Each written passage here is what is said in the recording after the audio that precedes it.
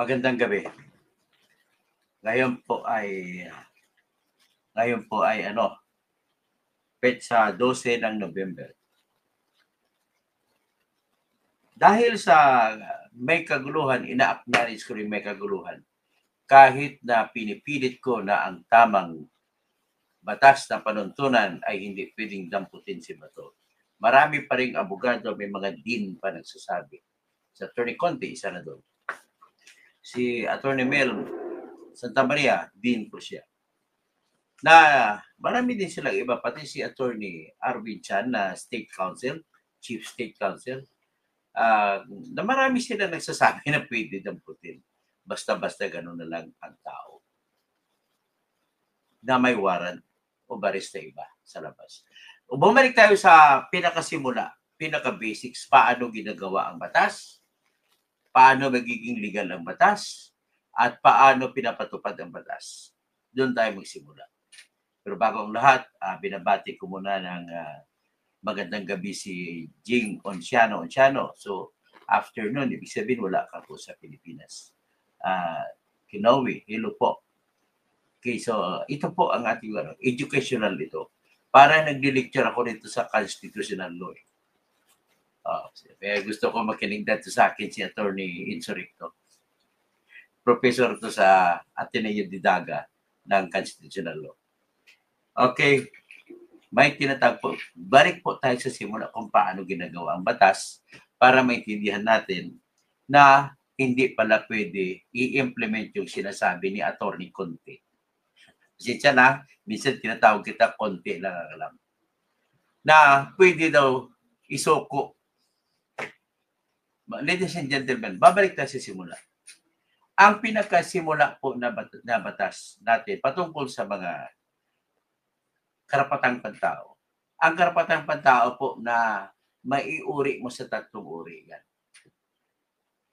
Una, karapatang magiging malaya. Pangalawa, karapatan na magkaroon ng kayamanan. Pangatlo, karapatan na mabuhay. Ang pinakamataas na karapatan dyan yung karapatang mabuhay na hindi mo pwedeng yariin ang sinumang tao. Kahit na may kasalanan siya, kahit na pumatay siya, ang tangi magagawa lamang ng mga pulis, arestuhin siya. Hindi siya pwedeng barilin. Maliban na lamang siyempre kapag bumabaril din. Ang konsepto naman doon ay talagang God-given right na yan, yung tinatawag na self-defense. Kahit sa Amerika, self-defense, yung level ng pagbibigay ng kalayaan sa pag-invoke ng self-defense sa Amerika ay to the point na lahat ay pwedeng magkaroon ng armas. Basta kay ang pakay ay para sa pagdidepensa sa sariling buhay. Ngayon, pag-usapan natin itong tatlong uring karapatan. Ang pinag-usapan natin ngayon yung kalayaan ni Bato. Sa mga batas po natin, may tinatawag na pagpagawa ng batas ng House of Representatives at saka Senate of the Philippines. Pag-usapan natin yan sa Pilipinas. Although in the general principles of making law ay pare-pare. Una, gagawa ng batas ang House at saka Senate. Kung mag-isa at pipirmahan ng presidente, yan ang unang proseso. At kung mapirmahan na po ng presidente, ay ipapublish pa ito. Ilalathala o sa mga dyaryo, ilimbag sa mga dyaryo. Sa ngayon, pwede na paglilimbag, tinatanggap na ang internet na paglilimbag. Pero hindi pa buong-buo.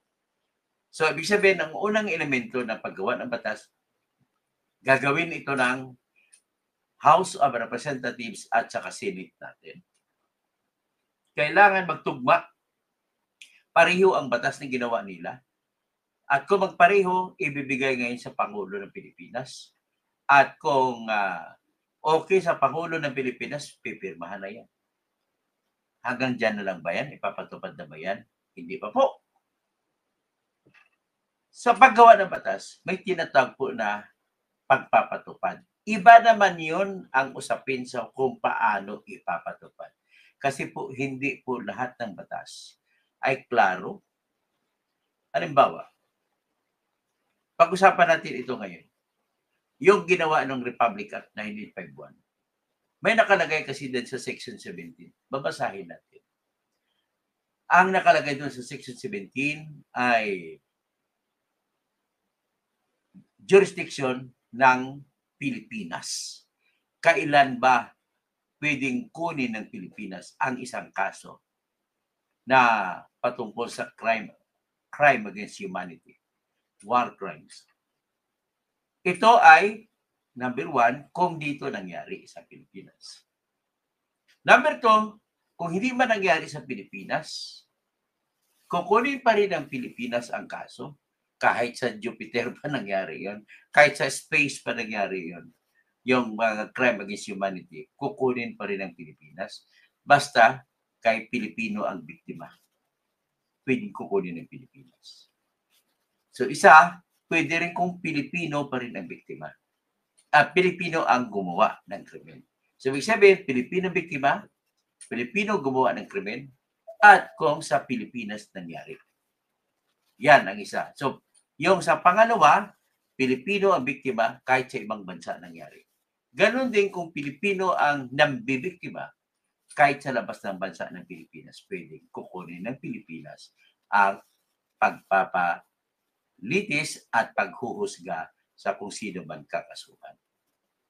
Ngayon, may nakalagay din dyan sa Section 17 na in the interest of justice, sa bilang pagbibigay pugay at pagpapahalaga sa ngalan ng katarungan, ay pwedeng magpariwara, pwedeng hindi na mag-imbestiga ang Pilipinas sa kasakali na mayroong ibang bansa o di kaya ibang international organization kagaya ng ICC na gumagawa na ng investigasyon, gumagawa na ng nag-uumpisa na ang paglilitis, pwedeng ipaubaya ng Pilipinas sa ibang bansa o sa International Criminal Court. Kasi sa ngayon, ang tribunal, dati bang iba-ibang tribunal sa war crimes, may tribunals for the Yugoslavia, may tribunal para nung panahon ng mga World War II,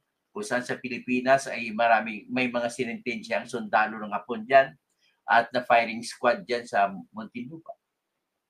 So, ito ang sinasabi ng Section 17, pangalawang paragraph. Sabi ko kayo na, sa ngalan ng katarungan at kung sakasakali nag-iimbestiga na ang ibang bansa o ibang organisasyon, ay pwede magpapaubaya ang Pilipinas. Nais ko lang idiin. Pwede magpapaubaya, pero pwedeng idiin ng Pilipinas, kami na ang hahawak nito. Yun. Ganon yun. In other words, may choice ang Pilipinas.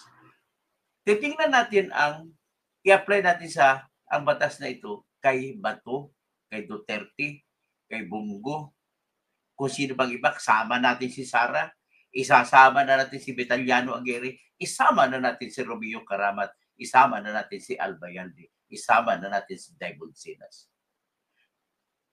Pwedeng idiin ng Pilipinas, hayaan nilang ICC, kakasuhan dito si Bato, si Digong, si Sara, si Vitaliano Aguirre, lahat na dito. Ang tanong, bakit hindi nila ginagawa? Pwede. Kahit mabayaan na, isnabin lang nila yung International Criminal Court. Bagkus, anong ginawa? Hinayaan. Minsan, naghingi si Minardo Guevara, hayaan nyo kami sa Pilipinas, may sarili naman kaming korte.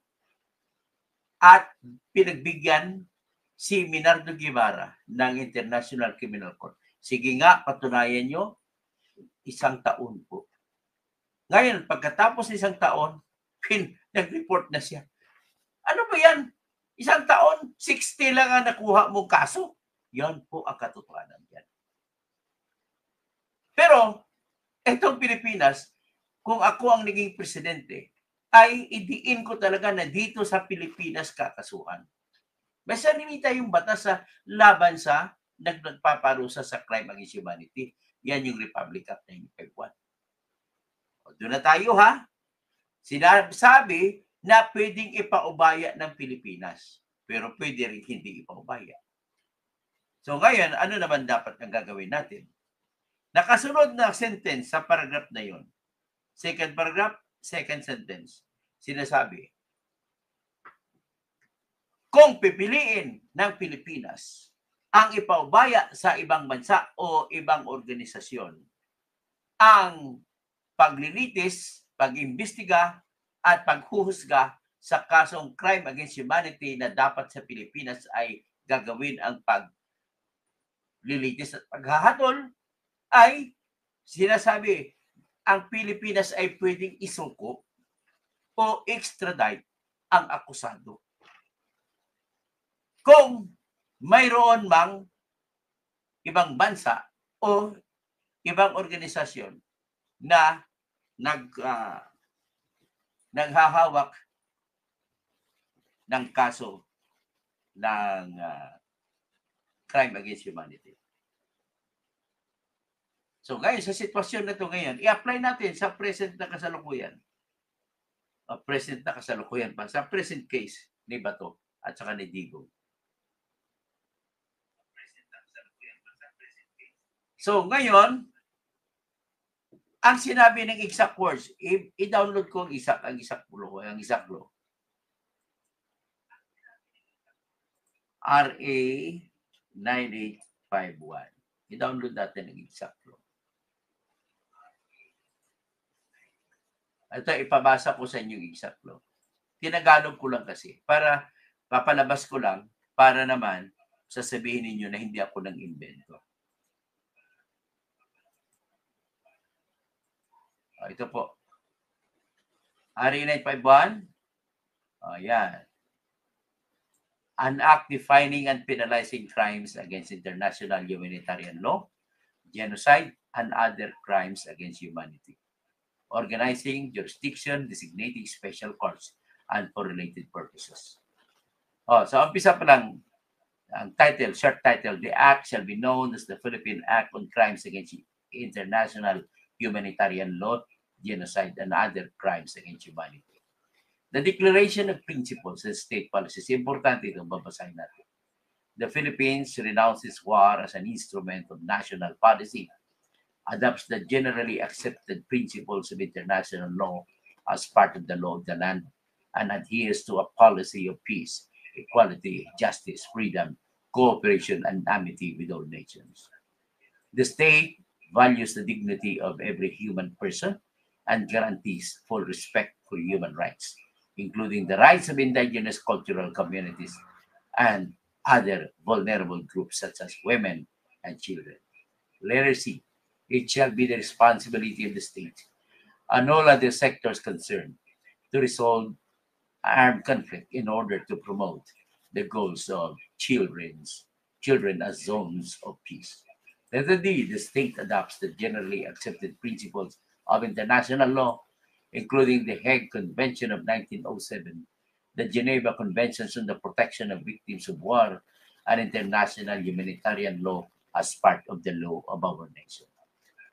E. The most serious crimes of concern to the international community as a whole must not go unpunished, and their effective prosecution must be ensured by taking measures at the national level in order to put an end to impunity for the perpetrators of these crimes and thus contribute to the prevention of such crimes. It being the duty of every state to exercise its criminal jurisdiction over those responsible for international crimes. The state shall guarantee persons suspected or accused of having committed great crimes under international law all rights necessary to ensure that their trial will be fair. Yan ensuring that trial will be fair and prompt in strict accordance with national and international law and standards for fair trial. It shall also protect victims, witnesses, and their families, and provide appropriate redress to victims and their families it shall ensure that legal systems in place provide accessible and gender-sensitive avenues of redress for victims of armed conflict, and the state recognizes that the application of the provisions of this act shall not affect the legal status of the parties to a conflict, nor give an implied recognition of the status of belligerency. Yung status of belligerency po, kalimbawa, kagayan, kalaban Imailip, we are giving him the status of belligerency, recognizing this as an opponent of our country, and we are looking at them as rebels who are purposely fighting against the government to overthrow the government and replace the government. Yan po ang rebellion. Kaya babalik ako dito sa tinatawag na fairness, the insurance of fair trials. Paano magsimula ang fair and prompt trial? Nagsimula po lahat sa pag-aresto. So, ngayon, paano magsimula ang trial ni Bato at ni Duterte kung na-aresto?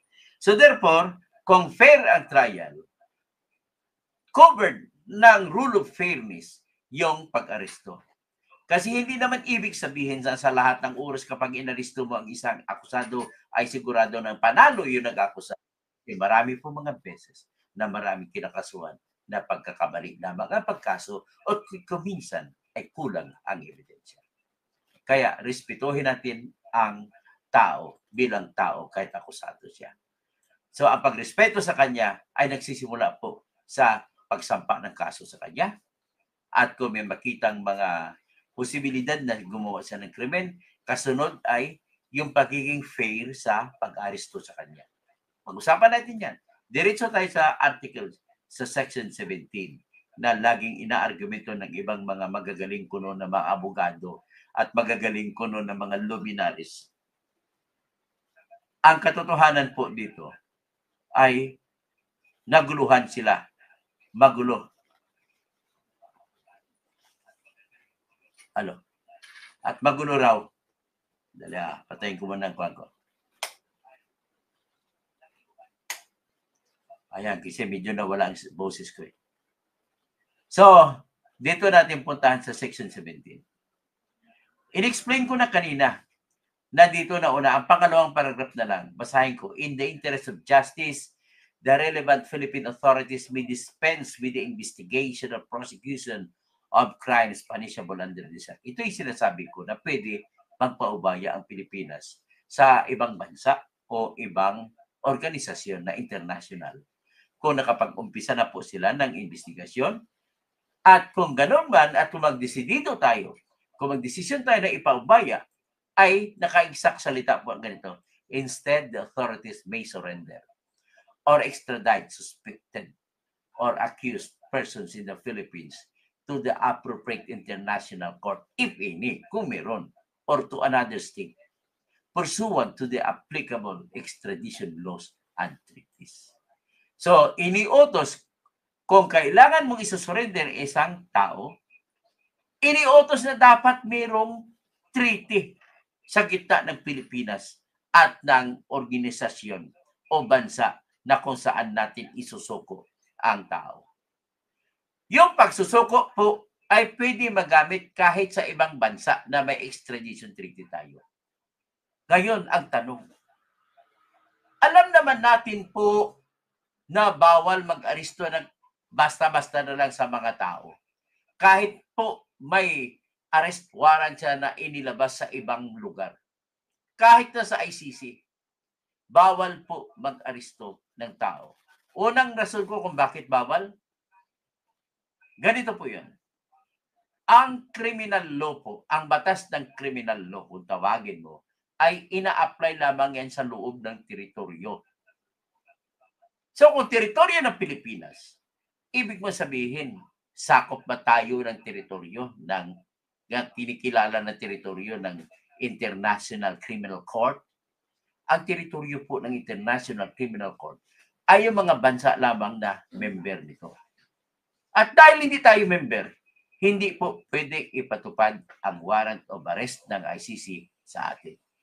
Kahit pa sabihin na nila na idaan pa sa Interpol, isang malaking pagkakamali at dagok yung nagkukunwari sila na gagamitin ng Interpol.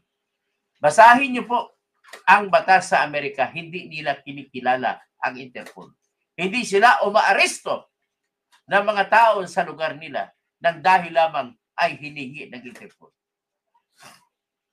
Yung Pilipinas lamang ang gumagawa niyan kasi gusto nilang ni Marcos na manaig laban sa Duterte. Ganon lamang po.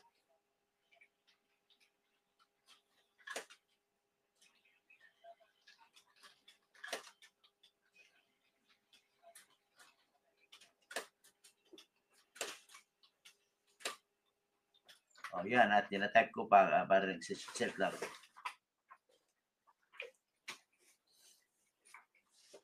Sabi dito, Interpol red notice are not arrest warrants and do not give Interpol the authority to compel any country to arrest someone. Here's the reason. Nature of a red notice. It is essentially an international alert. Alert lang pala yan. Requesting the location and possible arrest of a person based on a valid national warrant. It's a communication tool, not a legal mandate.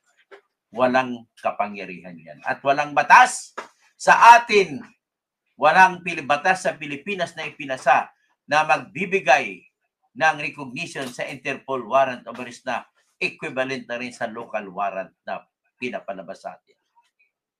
Pangalawang dahilan kung bakit walang kapangyarihan ng Interpol, state sovereignty, nire-respeto ang soberenya ng Pilipinas. Ano bang ibig sabihin ng soberenya? Le, anong ibig sabihin ng sovereignty? Ang ibig po sabihin ng sovereignty, tanong, ang bansa may sovereignty kung may kakayahan ito manindigan, may kakayahan na meron itong kapangyarihan na anumang gusto niya gawin. Number 3, may kakayahan na hindi siya pwedeng pakialaman ng ibang bansa. Yan po ang sovereignty. Ha? Ibig sabihin naman, pag pinakialaman ang ating kalayaan sa na magiging bansa, ay inaatake ang ating sovereignty. So, may legal framework. Ang Interpol ay nag-operate lamang yan sa sarili nitong konstitusyon at hindi ito maaaring maging batas ng anumang bansa. Maliban na lamang kung ang bansang Pilipinas ay magpapalabas ng batas na kilalanin na ang batas, ang arrest warrant na ilalabas ng Interpol ay kilalanin din natin na the same warrant na pinapalabas ng ating lokal na korte. So, yan po. So, at least I hope na maintindihan nyo na ibig sabihin. So, ngayon, ang tanong dito, kasi sinabi dito sa batas, to surrender or extradite a suspected accused. Kailan ito mangyari? Tanongin ko kailan mangyari magsasurrender? Mangyari lamang po surrender kung tama ang pagka-aristo. Halimbawa, si Kibuloy, nandyan na yan. Sa kulungan, nahuli na siya sa ibang kaso. So, kung sa ibang kaso, ang ibig sabihin ay pwede na siyang isuko ng Pilipinas kung magdesisyon dahil hawak naman siya ng Pilipinas. Nahuli na siya, tama ng pagka-aristo sa kanya. Walang nilabag na batas ng inaristo si Kibuloy. Maliban na lamang kung may issue doon sa yung actual na pag-aristo ni General Torre. Ipagpalagay yan na tama ang pag-aristo. Halimbawa, walang naaristo si Kibuloy na walang problema at sinuko siya. So, pwede siyang isuko ng pamahalaan natin. Yan ang ibig sabihin po ng surrender. Hindi po ito nagtutukoy sa malaya ang tao, nakaikot-ikot, tapos biglang damputin at isuko. Bawal po yun. Ngayon, kung bakit bawal, tandaan ninyo, hindi magagawa ng Estado ang pagkitil ng kalayaan ng isang tao kung walang batas na nagsasabi na gagawin yon at kung walang korte na intervention. Kasi tanging korte lamang nakalagay sa ating Article 2, Article 3, Section 2. Tanging korte lamang ang pwedeng magpalabas ng warrant of arrest maliban na lamang sa Senate at saka House of Representatives kung patungkol sa kanilang trabaho sa pag-iimbestiga sa kanilang mga public hearings. So, ito, ang tanong ngayon, pwede ba yung sinasabi nila ni Atty. Conte, ni Atty. Mel Santamaria, na basta-basta na lang aristuhin si Bato?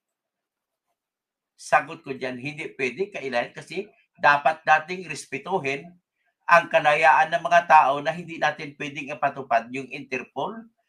Kasi pag pinatupad mong Interpol dito, kailangan mo na magkaroon ka ng hiwalay na batas na ipapasa na pumapayag ang Pilipinas na ipatupad bilang warrant of arrest din ang warrant of arrest na hinihingi ng Interpol. So, yan. Yan ang klaro, ha. Sabihin, ulitin ko lang. May tanong kasi dito, kasi may itong crucial na salita. The authorities may surrender o extradite. Ang tanong, paano mag-surrender? Kasi bawal naman sa ating konstitusyon na basta-basta magdampot ng tao.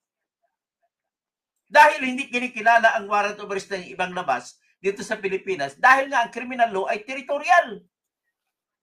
Pangalawa, meron tayong tinatawag na Section 1, Article 3 sa ating konstitusyon na nagsasabi walang sinuman ang pwedeng kitilan ng kalayaan, kayamanan at buhay kung hindi dadaan sa batas. At walang sinuman ang pagkaitan ng patas na pagtingin ng batas. Tinagalog ko lang ang Section 1, Article 3 na nagsasabi, no law shall be passed abridging no person shall be deprived of life, liberty, or property without due process of law, nor any person shall be denied the equal protection of the law. So, ibig sabihin, ayan na siya batot. Pwede ba natin siyang hulihin sa pulis basta gaya ng ginawa kay Duterte? Kaya, makukulong talaga ito sila ni Remulla. Dalawang Remulla. Kung magpapalit ng administrasyon, sinisiguro ko na makukulong sila dahil hinuli nila si Duterte na walang warrant. Ang warrant ng Interpol at warrant ng ICC ay hindi matatawag na warrant sa loob ng Pilipinas. At walang batas, ulitin ko lang, walang batas na ipinasa sa Pilipinas na makikilala sa Interpol na warrant of arrest bilang pwedeng i-implement, ipatupad sa Pilipinas. Yan po ang ibig sabihin niyan. So, ibig sabihin, kung may salitang surrender man, kailan ito magagamit? Yan ang sinasabi naman ni Attorney Israelito Turion na kailangan meron tayong tinatawag na implementing rules and regulation. Ano ba yung implementing rules and regulation? Yan po yung iginawa mga detalye kung paano ipapatupad ang batas. Lalo pa dito, hindi alam naman natin na bawal magdampot ng tao. Ang tanong, paano natin ipatupad yung sinasabi ng batas na pwedeng isurrender? Sinabi ko na kanina ang isang sitwasyon. Ay dati na may kaso yung bubundan tao at pwede mo na isuko dahil hawak mo na siya. Pangalawa, sa sitwasyon na kung susuko mismo na volunteer ang tao, yan, pwedeng isuko yan. At dahil hindi naman sumuko si Bato, wala tayong karapatan na arestuhin si Bato. Ganon po yun. Kaya, sigurado naman ako, takot sila ni Buying gagawin ulit ito. Kaya nga siya mismo, pati si Bersamin, na dating Chief Justice ng Supreme Court, nagsabi siya, hindi po, huwag kayo magmamadali. Lahat ay dadaan sa korte. Ngayon, ito naman ng mga grupo ng mga mobsters. Ang tawag ko sa mga grupo ng mga nila ni Atty. Conte, si Atty. Gabriel Andres, si Atty. Joel Butoyan, si Atty. Mel Santamaria, at saka iba pang mga kasamahan niya. Pati si Atty. Arvin Chan, na Chief State Counsel. Nakakahiya po kayo. Para kayo mga riot gang, member ng riot gang, na gusto nyo, hulihin na, damputin na kagad si Bato. Klaro na, pinaliwanag ko na wala pong batas sa Pilipinas na magbibigay recognition sa Interpol or ICC warrant na pwede mong ipatupad sa teritoryo ng Pilipinas. And to begin with, crime or criminal law, including the arrest warrants, are territorial in nature. Hindi mo pwede gagamitin ang batas na krimen sa ibang bansa papunta sa Pilipinas. Maliban na lamang kung may batas din tayo na magsasabi, kikilalanin natin ang lahat ng arrest warrant sa buong mundo na pinalabas. Wala eh. Kaya yan po ang very clear. Balik tayo sa basic. Ano ba ang paggawa ng batas? Ang paggawa ng batas, may tinatawag tayo na due process in lawmaking. Kaya kailangan pinapublish pa ito. Pag matapos mapirmahan ng presidente ang ginawa ng Kongreso na batas, ay pinapublish pa ito and in 15 days. Sang-ayon sa kaso na Tobera case na nag-interpret ng ating Article 3 ng ating Civil Code of the Philippines, ang mga batas ay magiging batas lamang pagkatapos ito ay mailathala o ilimbag sa newspapers of general circulation. Bakit? May batas na ba na pinalabas na pwede man lang magdampot? Hindi po pwede magdampot. Ulitin ko lang, sapagkat nakahadlang ang tinatawag na Section 1 at Section 2 ng ating Constitution sa Article 3. Number 1, nagsasabi siya sa Section 1, no person shall be deprived of life. Ibig sabihin, walang tao pwedeng patayin. Walang firing squad. Of life, liberty, sa kalayaan. Hindi mo pwedeng tanggalan ng kalayaan ng tao. And property, at kayamanan. Without due process of law. Kung hindi mo idaan sa proseso ng batas. Ang sinasabi pa, due process. Hindi yan half process. So, kaya nakakahiya kayo. Gusto ko kayo masampahan pag ipinatuloy nyo pa yan. I'm warning you to stop preaching the wrong law. Kasi pag ipapatuloy nyo pa yan, the next day, tomorrow, I will file a case of disbarment for gross ignorance of the law ang ginagawa ninyo.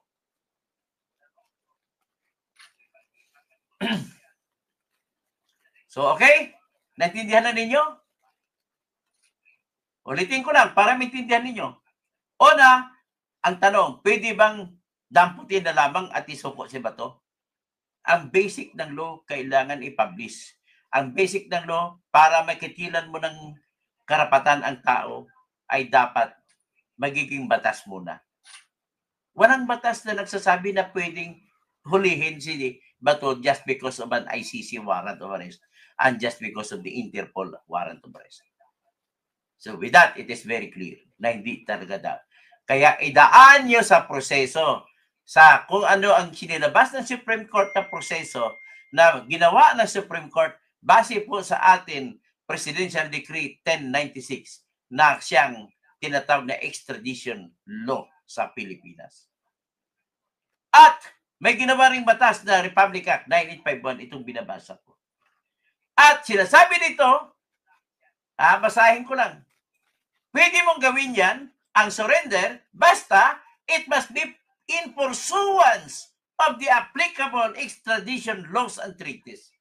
Kasi pag tinignan mo extradition laws and treaties, magsisimula sa warrant of arrest na ilalabas ng lokal na korte natin.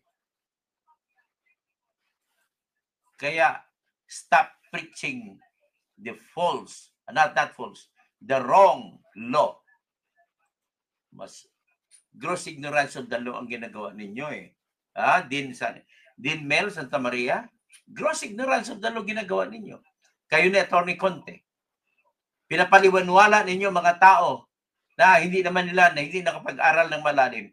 Alam mo, sa tingin mo, unang tingin mo, napakasimple ng batas, pero pag inanalyze mo, napakalalim. Maraming na bumagsak sa bar exam dyan. Iba-iba yung mga sagot. Akala nila ganun lang kasimple. Sabi nga po ni Joanna Bart, it is not what meets the eyes. Mas malalim pa kaysa makikita ng mata. Ganun po yun ang ating pamantayan dito. Number 2, that commands that no person can be arrested without a warrant or without being caught in the act of committing the crime ay yung Section 2 ng Article 3 ng ating konstitusyon na nagsasabi, no warrant of arrest or search warrant shall issue except upon probable cause to be determined personally by the judge. Hindi ICC, hindi Interpol, by the judge, to be determined personally by the judge. After examination under oath, the complainant and the witnesses he may produce, and particularly describing the place to be searched, on persons or things to be seized. Ganon lang. Tataka kayo siguro kung bakit memorize ko yan. Ganon ako po ka-expert pagdating sa mga dyan. Natanggalan na ko lisensya, pero ang pagkautak ko sa principles of law ay hindi nyo maaalis sa akin. I think so. With this explanation, siguro intindihan na ninyo na hindi pwedeng isurrender lang basta-basta. Pwedeng isurrender basta kay sumuko ng voluntary si Bato. Number 1. Number 2, pwedeng isuko kung nahuli na si Bato sa ibang krimen at hawak na siya ng Pilipinas. Pero bago isuko, kailangan may desisyon muna ang ating pamahalaan. Kaya,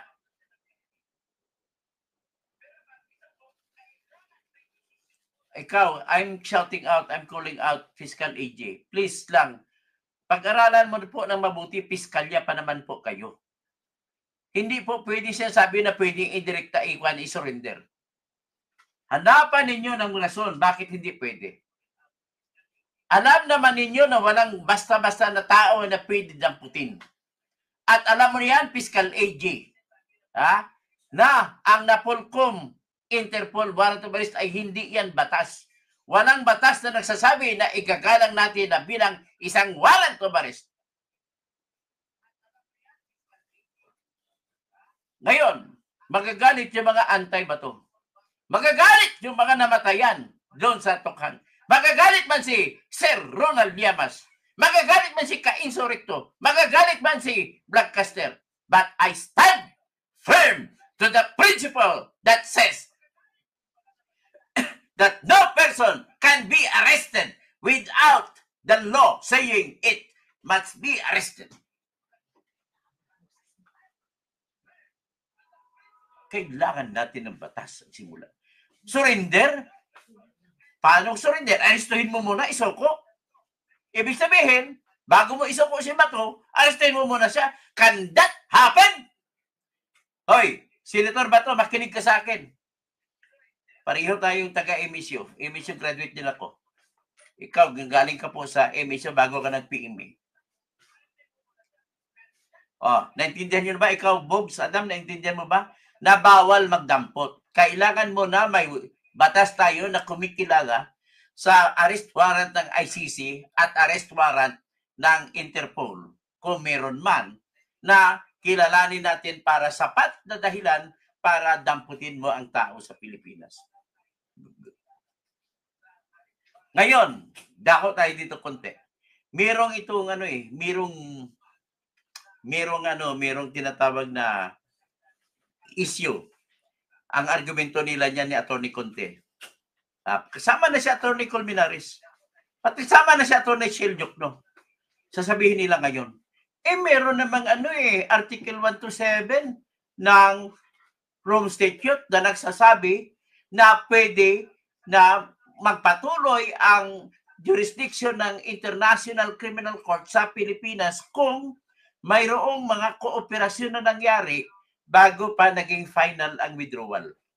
At isa pa, at kung may ilang bagay o anumang bagay na nakonsidera na ng korte bago naging final ang desisyon ng pag-withdraw. Yan ang sasabihin nila. Ang sagot ko dyan, simple lang. Ano ba ang bagay? Magtanong tayo, kooperasyon. Anong kooperasyon na nangyari sa gitna ng Pilipinas at ng ICC bago na tuluyan naging final ang withdrawal ng Pilipinas mula sa ICC? Tandaan nyo, naging final ang withdrawal ng ICC, ng Pilipinas sa ICC noong March 17, 2019. Pagkatapos niyan, hindi na tayo sakop ng ICC. Binigyan ng 1 taon ang ICC na gumawa kayo ng kaso laban sa sinuman sa Pilipinas mula nung araw na sinumiti ang pag-withdraw natin mula sa ICC noong March 17, 2018. Kung mayroon kayo 1 taon, panugit, bakit hindi nyo ginawa? At bakit noong May 24, 2021, na lamang nagsampa ang Office of the Prosecutor sa katauhan ni Fatou Bensouda? Discrimination laban sa Pilipinas yan eh. Tinitingnan yung Pilipinas, ganun-ganun na lang. Wala namang ibang purpose ito. Naguguluhan tuloy yung tao na tutok ang isip na tao. Pati ako natutok ang isip ko rito imbes na gigirahin natin ang korupsyon. So, naintindihan na ninyo? Sa tingin ko, marami ng abogado na kikinig sa akin ngayon na naintindihan na nila kung bakit hindi pwedeng ipatupad yung basta dampot kahit na may ICC warrant. Kasi unang-una, kahit may ICC warrant at may Interpol na warrant of arrest, ang batas po ng criminal law sa pag-aristo ay territorial. Hindi ito teritoryo ng ICC ang Pilipinas. Kaya you cannot impose your will. That will be a taint to our integrity and dignity as an state. So, klaro. So, ngayon, ano ba ang merong kooperasyon na nangyari? Wala po. Walang kasunduan na nagkapirmahan ang Pilipinas at ang ICC na nangyari bago matapos yung pag-withdraw ng Pilipinas. Tanong, may isa pang kondisyon na kung anumang bagay ang nangyari na kinonsidera na ng korte bago naging final ang withdrawal ay pwede pa rin ipatuloy ng ICC. Tanong, meron bang bagay na masasabi natin na nag-involve ng jurisdiction na pwede nilang kukunin ang mga tao sa atin at lilitisin nila, uusigin nila at husgahan? Sagot, wala pong bagay na makapagbibigay. At kailangan kasi ang bagay na yan ay isang bagay na nagbibigay na walang duda na nagbibigay ng kapangyarihan sa ICC na lilitisin at husgahan ang sinumang tao sa Pilipinas. The power to deprive a person of liberty is not presumed. There must be a law. May batas ba na katumbas na magsasabi na pinapayagan ang ICC ng dahil lamang sa preliminary examination? Kasi ang bagay na kinonsidera ay preliminary examination lamang.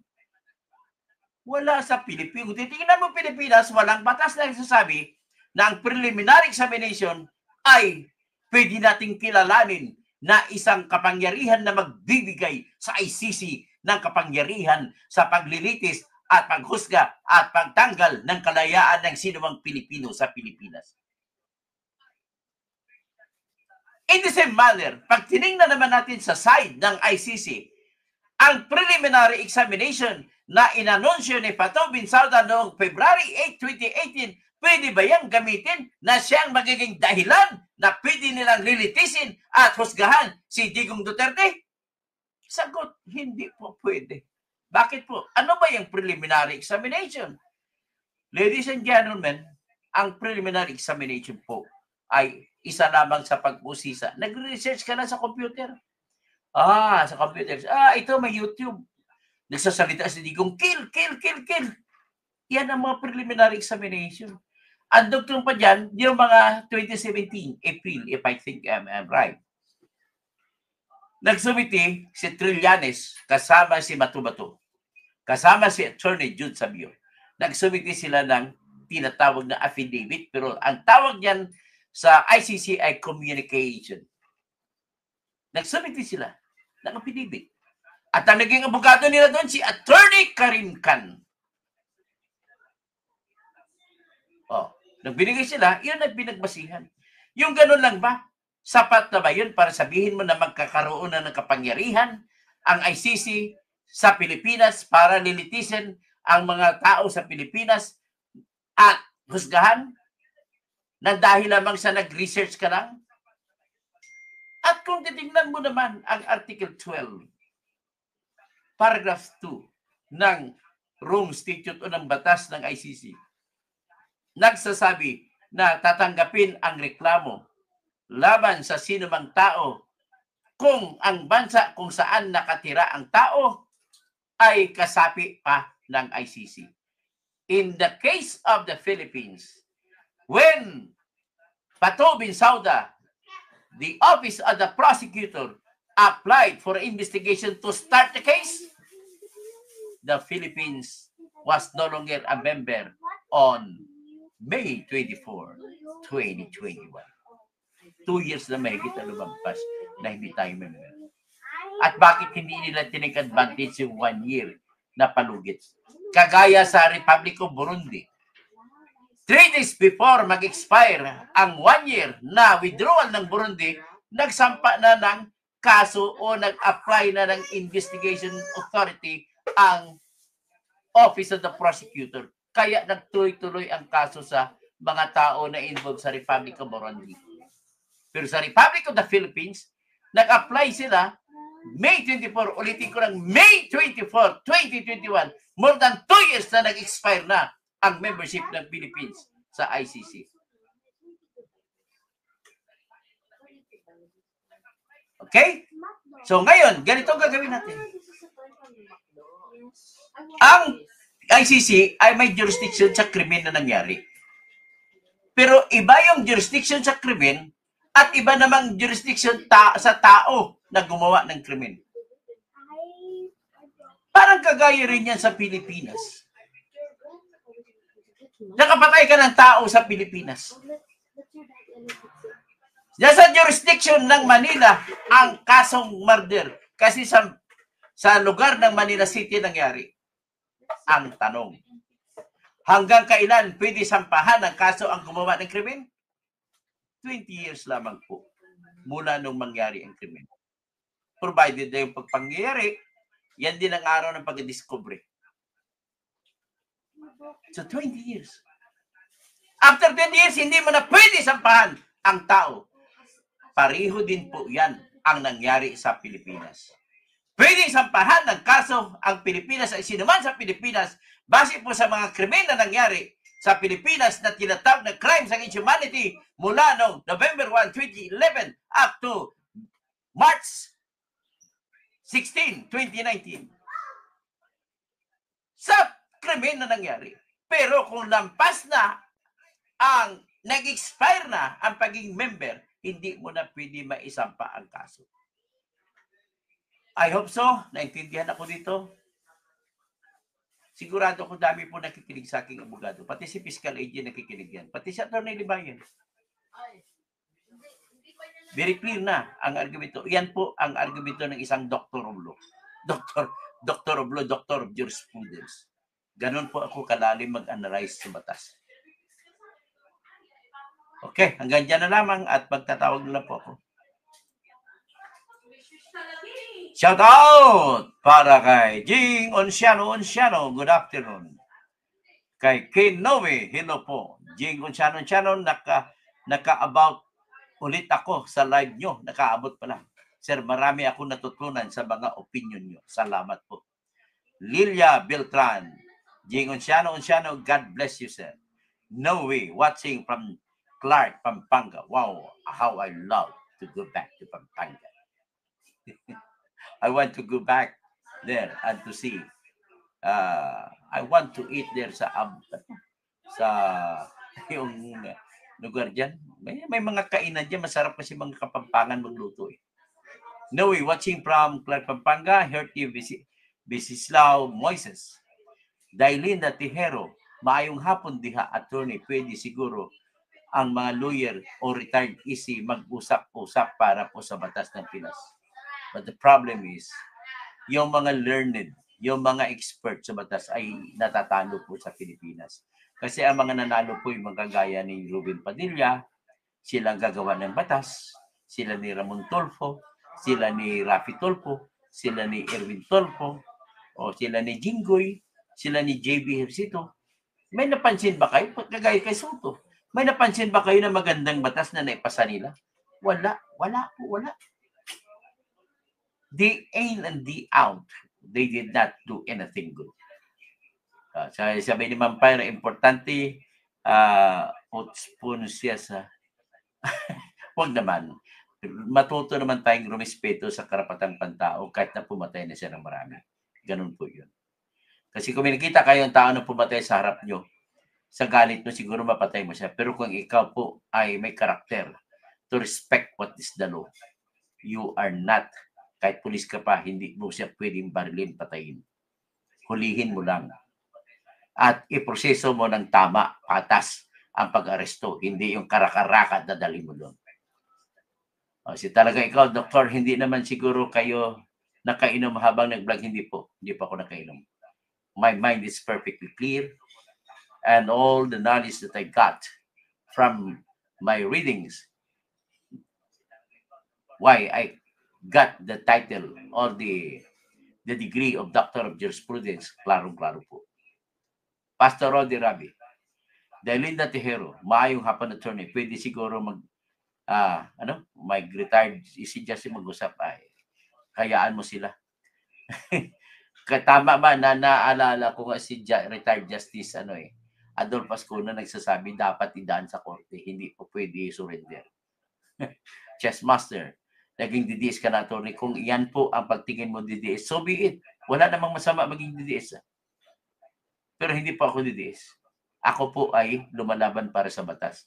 At kung nagkataon na kinakampihan ang sinuang tao at nagkataon na si Duterte nakampihan o si Sara, wala akong kimi na ipaglaban sila kasi ang batas ay para sa kanila. Rodi Rabi, Pastor, ICC has no more jurisdiction in the Philippines. Marinos, traidor ang administrasyon ito. Hindi sinusunod ang Constitution. How many times na nila ginagawa yan? Marinos, 3 years puro kalaban sa politika ang inaatupag ng administrasyon. Sean McDonald's, yun ang tamang process. Dalinda Tejero, maayong hapon diha, attorney, pwede siguro. Marinos, get rid of the Duterte and their allies. Hindi po priority yan ang priority ng administrasyon ito. Kasi gusto nila, sila pa rin ang mananatili na presidente sa 2028. Very clear naman ang inyong ambisyon. Ang natutuwa, ito prangkahan tayo, mas natuwa po ako kay Duterte. Bakit? Hindi siya nag-asam na magiging presidente na sa 2025 at 2022 election. Kaya si Sara Duterte nga, sinabi niya huwag kang tumakbo. Ganon po sila, hindi po sila sakim sa kapangyarihan. Kung ikumpara mo kay Bongbong Marcos, sakim sa kapangyarihan mga yan. Kita mo ginawa ng tatay niya. That is, wala na po tayong kailangan argumento pa pag sinabi natin na hindi lang kurakot, sakim pa sa kapangyarihan. At anong dahilan bakit manatili ka? Anong gusto mo? Kasi marami ka nang ninakaw at marami nang akusa sa iyo, kaya kailangan nandoon ka para hindi ka maakusahan. At pipiliin mo na ombudsman si Boying Rimulya para walang kakaso sa iyo. Sabi ni Ophelia AP Beth Taipan, sila bunjing ang batas kaya gagawin nila yan sa kidnapping ulit. Dominador Andres, hindi ba daw pwedeng batsman yung mga manghuli kay Senator Batman ba? Kay Senator De La Rosa. Marie-Rose Bersamin, traidor din yan. Kahit alam niyang kidnapping ang plano kay Duterte, pero hinayaan niya matuloy. Sean McDonald's, hindi mo naman mapaniwala ang Supreme Court. Ay, pag ako mag-argumento, maniniwala ko yung Supreme Court sa akin. Ganun lang ako kasimple. Kasali si Rimulya na nag-apply. O ito na lang. Bukas po, isasampa ko na ang kaso laban kay Rimulya. Siguro, pagtapos ko pagsampa, saka ko na i-discuss ko anong laman ng kaso ko. Ang objective ko po dyan ay matanggal siya bilang ombudsman. Okay? Ganun lang may isasagot ko sa iyo muna, Sean McDonald's. Kasi isasampa ko na prepare ko na, pero I don't want to telegraph my actions. Baka mabasa ni Boying. Mautak pa naman yan, tuso pa naman yan. Lina, God Save the Philippines. Mark Coles, kahit 100,000 ang namatay na mga adik sa panahon ni Digong, ibuboto ko pa rin si Bato. Ano ngayon? Malitang bag na puro. O saan bang mas kasuklam-suklam ang malitang pera o yung maraming namatay sa tukhang? Virgie Piquero, grabe na ang Bangag administration habang sila nakaupo. Pepito, anakin really Jackie Fonse. Yun, pumapatay nung araw yan, si Jackie. Noemi, Sir Toto, is it possible na ma-approve ng Marcos government ang Chacha? Yan naman po ang kasunod na gagawin nila. Lilimasin nila ang ating konstitusyon at bababuyin at para mababago at sila ay maging presidente ulit. Si Pepito Enrile, like and done. Daylinda Tijero, paano yung attorney? Sa interview ni Boying, ang warrant umaris ni Bato na sa cellphone. Yan ang problema, kahit sa cellphone. Kwento lang yan. Kung si Amy magsasabi, kwento lang yan. Talaga ikaw. Doktor, paki-explain nga yung sinasabi mo na kaysa sa foreign authorities ang ICC, bakit iba ang sabi ng Google? Ang foreign authorities, ang ICC, is part of the foreign authorities ng ICC. Ang ibang bansa, foreign authorities din. General term ang foreign authorities. Mariros, uutusan na naman ni Bangag si Torre na dukutin si Bato. Ben Dalo. Regine Ford, good evening, Attorney Causing. Ernesto Mark Grigor, Anthony Vera De Vera Jr. Shout out, Sir Toto from Israel, Joseph De Vera. Oy, mga taga-Israel, nakalimutan ko si Ma'am Atienza, ang kapatid ni Juan, kapatid ng kaibigan natin. Si Perny Pinto, senior. Okay. Yan ang senior na walang junior. Ernesto Mark Grigor, Anthony De Vera. Ito lang ang vlogger na patas, Sir Toto Causing. Romel Bengson, naimbag ng malim. Mainbag na rabi, mga kabsat. Kada kayo amin, tirador, Dr. Engineer Toto. Lalo na kay Chamit Singson. Ilonggo. Ilonggo naman. Ano mangyari sa mga abogado tulad nila Conte? Kakasuhan ko sila lahat ng abangan nilang pag ipagpatuloy pa nila, binibigyan pa sila ng chance na manahimik. Kasi kung ipagpatuloy nila yung kanilang mali na mga pagsasabi, parang tinuturuan nila ang mamamayan ng maling batas. Virgie Piquero, thank Sir Toto Causing. Your vlog is very informative. Sa tingin ko, naintindihan na niyo yung malalim na pagtingin sa batas na Republican, yung surrender. Iliams, Hypo, Paul 27. Sir, twice your argument failed. Una sa ICC interim release, then sa jurisdiction. Hindi pa po tapos ang laban, Paul. Mag-apila pa si Attorney Kaufman sa jurisdiction. Sa interim release, nag-apila pa sila.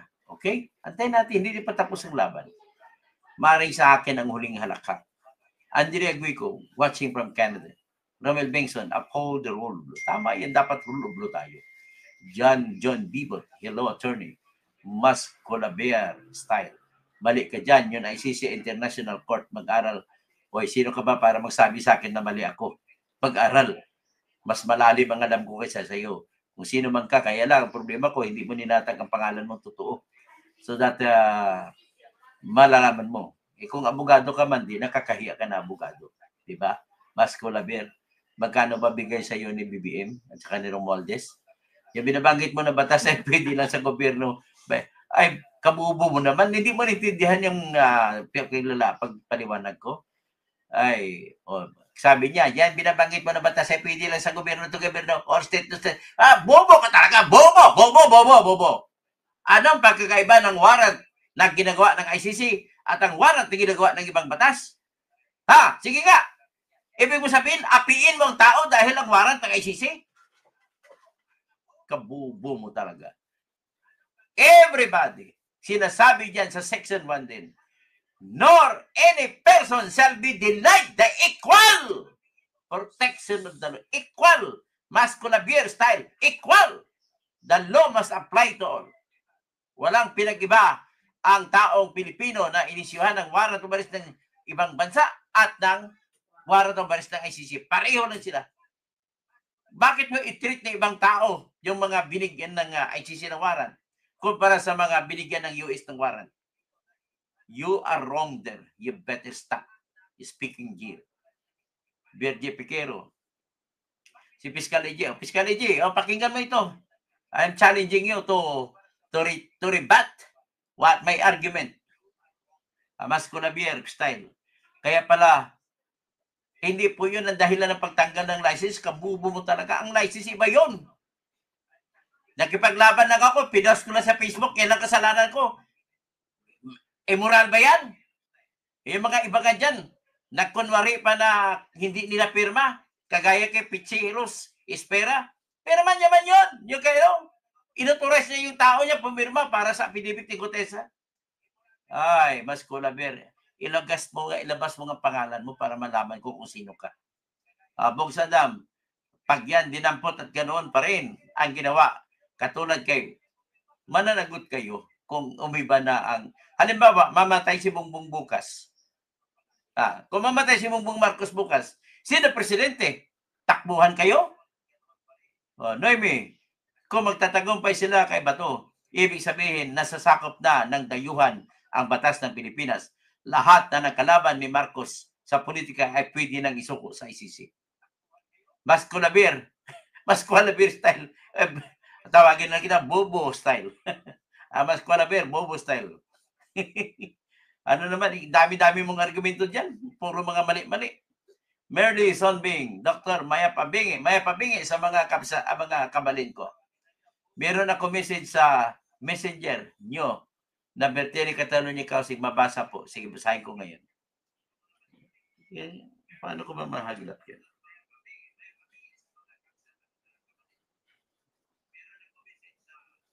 Basahin natin. Merly Sonbing.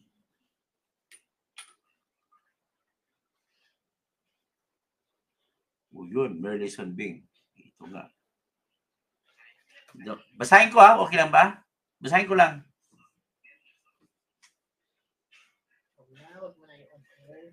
Ay, kapatid pala ni Don Sir.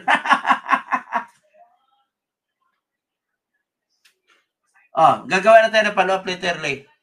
Sige, bukas i-submit namin. Okay, Maria, just tell Don Sir. Regards, my best regards to Don Sir. Loveheart Mariam, kapatid na Abdul Larsan, Dr. Alternate Tenor causing lahat na nagpapagamit sa mga corruption sa administration ng PBBM. Nakalimutan nila na si Tory, hinuli niya si RRD, pinadala sa Netherlands. Pero saan si Tory? Pinaupo. Yan, bilang chief at tinanggal. Grabe. Ito yung, wala na ako nakita na kasing traidor ni BBM na tao. Pinangakuan mong tao, tinupad ng tao, gusto mong mangyari, inalisto si BBM. Si PRRD, tapos tanggalin mo. Kababayan ko si Nick Tory. Didipinsahan ko yan. Mali ang ginagawa sa kanya. His dignity and his integrity, although intact pa rin, pero binalasubas ninyong mga kayong BBM. Lalo ka na Jan Vic Remulla. Sa Rimanok, Paul 27, yet he still believes that he is far superior to other lawyers. Mas superior man naman, nakikinig niya ba? Nakikita niya naman kung paano ko magsalita. Kaya ba nila ni Fiscal AG yan? Magyabang na ako. Berje Piquero, sir, nakaka-inspire ng vlog mo. Salamat po. White Ouroboros, si Putin, nga at Netanyahu ang tagal na may warrant of arrest. Hindi pa rin nahuli. Diyos si Bato, nasukat nila na weak, dapat nagmatigas siya. Magmatigas ka, Bato, yan ang hinihiling ko lang sa iyo. Rodel Jr. Libra, naku, wala na kayong magagawa, nakatuluyan na si Dua. Sino bang Dua? Okay. Diyos isa po kung ako si Bato na matulungan ni Digong at senator ako, sagutan ko yan. Patapang ka? Paano naman ang mga kumikilala sa iyo, tumahanga sa iyo, nawawala ng lakas? Timoris Calina, Dumulag, Gladys Sherpa, salute sa iyo po at marami po kami natutunan. Salamat po. Jan Suarez, attorney, good evening. Ang katunayan, hindi kinikilala o sinusunod ni BBM ang batas ng Pilipinas. Yan ay kagagawan lamang ng isang diktador at nagpapatupad ng silent martial law, kaya abusado. Sila or Alex, Sir, ano ba itong Pilipinas? ICC country na ba? Hindi po. Jan Suarez, mga kadidis, subscribe na kayo. O mga kadidis, subscribe na kayo dito para ipaglaban natin kung anong tama. Kasi ngayon, kayo ang tama. Jolie Bilgira, di na nga nila nawaran si Saldico. Yung dapat si Saldico ay nako, announce ICC no jurisdiction, illegal, political, and only human rights violations to senior citizens Rodrigo Roa Duterte to free, release, and bring him home now to the Philippines. Beng Flores, manahimik ka dyan, fake news ka. Hindi yun news, opinion yun. Ikaw nga ang bubuhay. Sorry ibahin mo yung news, ibahin mo yung opinion. Sabi ng Maranang Mata na wata aya. Di niyang kabayaan. Okay, Jerome Bengson, Dr. Toto, kinasuhan na daw kung Kiko Barsaga Rebellion. Wala yan, madidismiss lang yan. Freedom of speech yung depensa lang ni Kiko. Love the Philippines. Yan, kasuhan nyo si Rimulya. Huwag puro dakdak dito sa vlog. Dr. Blos kayo. O, kinasuhan bukas. Hindi Dr. Vlogs Fight Attorney Toto. Okay, salamat po. Edgar Nation, Dr. Toto, good evening po. Oferian Vlog, good evening boss. Marinos, ikaw, Dr. Toto, Attorney Rowena Guanzon. At Harry Roque ang dapat sa Senado. Marinos, maraming salamat sa iyong lecture with passion, Dr. Toto, about sa batas. Announce right to life, liberty, and property. Yan. Kukay 2003. Ang daming mga di nakaintindi dito.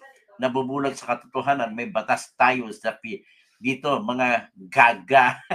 Sari Manok, baka yung case na i-file mo against Rimulya and others, baka basura din yan.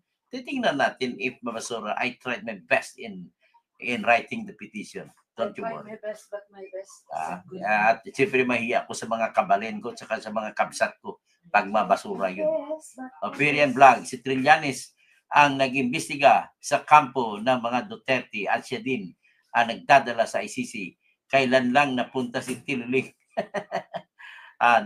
Natoy, tinawag niya ko kalmo. Okay nga ron. Kalmo, okay nga ron. Alberto Songkoya, hindi talaga pwede na i-bypass ang Philippines Court. Itong pinakamalaking mali sa batas nila. Sofia Ayla mo rin. Correct, Alberto. Tapos, Marie Sunbing. Dr. Toto, Catalonia Council, salamat po. Welcome po, Merly. Robbie, good PM po, sir. Robbie, Ray Baby Rose, kita-kita tayo sa Luneta. Kita-kita tayo sa Luneta. Susagot tayo doon. Lahat ng mga pasalamat ako sa lahat ng I'm taking this opportunity to thank all the members of the Iglesia ni Cristo for leading the pack and leading the fight against corruption. Maraming salamat po sa inyo. Sasama po kami. Andun ako sa 3 araw na Senate ninyo. Magbablog po ako doon.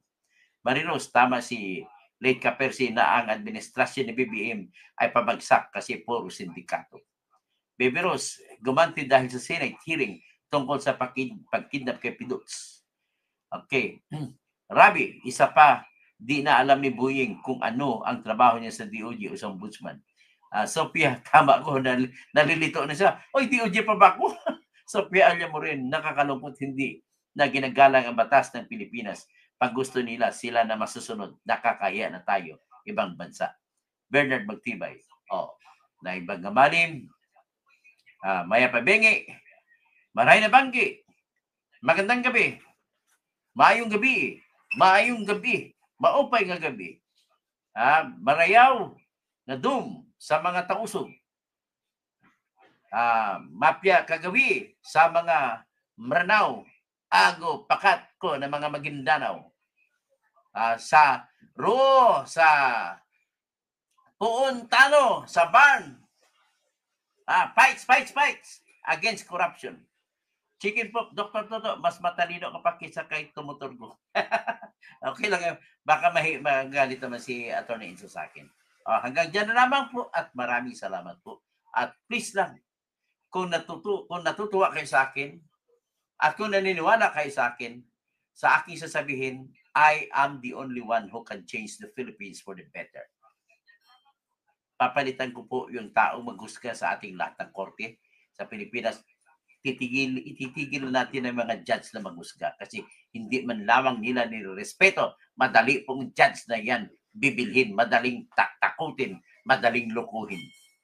Kaya sa karanasan ko bilang abogado, maraming nakasalamuhan na ako ng mga judge na nagbebenta ng decision, natatakot sa pagbibigay ng decision.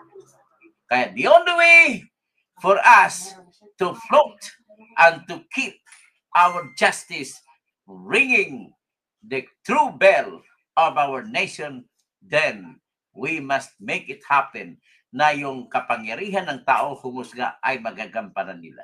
At sila ang ilalagay natin sa mga korte na magdidesisyon sa mga bilang judge. Ganon din sa mga ombudsman natin at ganon din sa pagdesisyon kung sino ang kakasuhan. Okay? Magandang gabi po, bayan.